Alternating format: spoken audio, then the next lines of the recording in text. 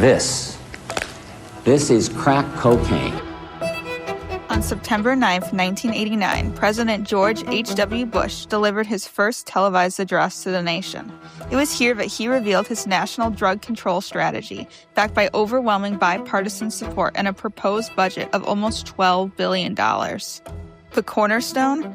An anti-drug media campaign, an almost $200 million public service campaign aimed at finally creating a drug-free America. President Bush's declaration that action was met with overwhelming public support, with a record-breaking 64% of Americans believing drug abuse was the most serious problem to face the nation, according to a Gallup poll from that year. And now the message would be featured on every single TV screen in America. The plan was destined to succeed. But it didn't. To understand, we need to go back to the start. Good evening. Oh, no, not that start. The real one. President Nixon today appealed to the broadcast industry to help fight drug abuse, especially by the young. That appeal marked the beginning of a new strategy. In the early 1970s, President Richard Nixon launched America's war on drugs, and with it, the first national anti-drug media campaign.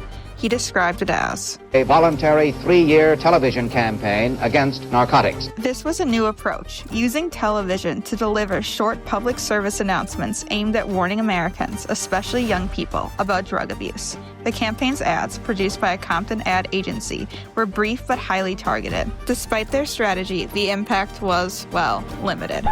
When Nixon left office, the campaign faded from television screens. Until... Yeah, but you're just concentrating on the negatives. That's Nancy Reagan, First Lady to President Ronald Reagan and one of the most recognizable faces of America's anti-drug movement. But her involvement wasn't what it seemed. In the White House, she faced pressure to define her image, making the drug crisis a clear opportunity. Mrs. Reagan had a long-time interest in the nation's drug problem, and that her concern could dovetail nicely with the need to improve her image. Then came the moment that defined the campaign. At a school assembly in the early 1980s, she gave a simple answer: just say no. It spread fast. Just say no. What should you do when someone offers you drugs? At the same time, her rhetoric hardened. I'm saying that if you're a casual drug user, you're an accomplice to murder. Her blunt messaging paired with relentless visibility caught experts' attention. For the first time, they began to publicly question the effectiveness of the strategy. Just say no is not working. It's one thing for her to go around and talk about the horrors of drugs, but in actuality, she knows nothing about this. Young people claim that campaigns which sell slogans such as just say no are not effective. It would take billions of dollars to really attack the crisis. Is there anyone out there who still isn't clear about what doing drugs does? Okay, last time.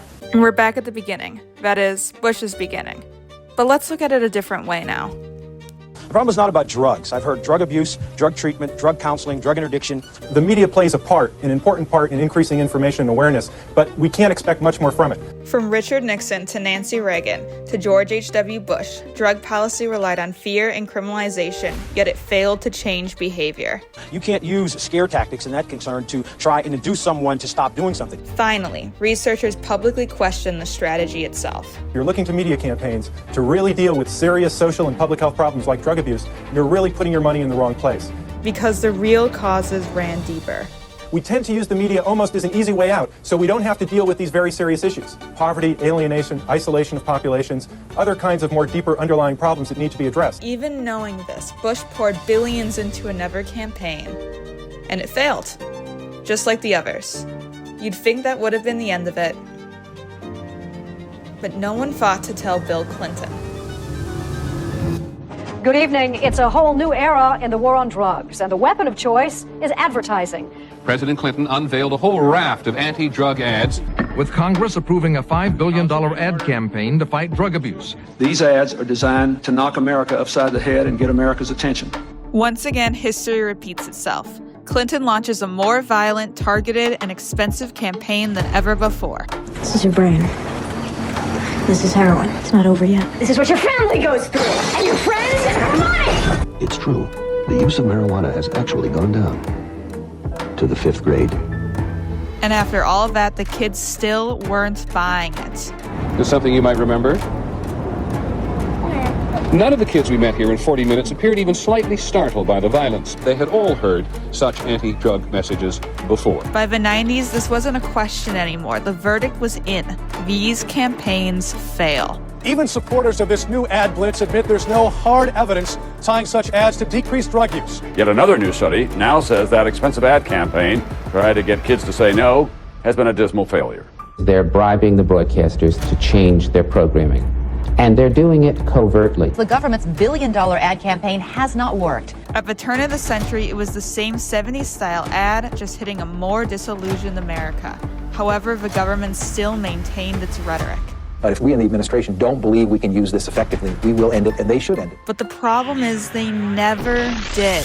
And we've come up with an advertising campaign that's, I think, really incredible. This brings us to today, where anti-drug media campaigns have been used by the U.S. government for over 50 years now.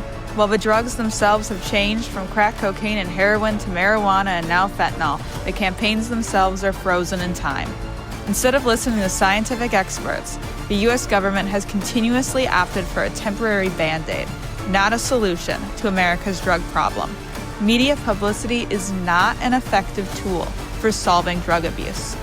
And until governmental policy reflects the science of addiction, advertisements will never stop selling the war on drugs.